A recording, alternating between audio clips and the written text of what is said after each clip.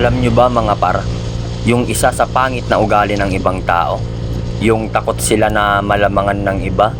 Ganyan talaga mga par, kapag takot silang malamangan, pilit ka nilang sisiraan. Takot sila na suportahan ka dahil baka masapawan mo sila. At ang masaklap, ituturing kang kalaban kahit wala kang kasalanan. Yan ang ugali ng mga taong takot masapawan. Real talk, umiwas ka par sa mga taong mataas ang tingin sa sarili. Dahil nagagalit yan kapag nasasapawan.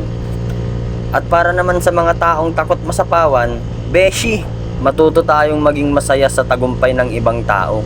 Dahil bawat tao dito sa mundo, meron iba't ibang diskarte para lumaban at umasenso sa buhay. Maging mapagkumbaba ka at huwag nang manghatak ng kapwa-tao para bumagsak. Hindi ka gold par para masabi lang na ikaw ang umangat sa buhay. Tinamaan ka ba? Umilag ka na lang nang sa ganun di ka matamaan.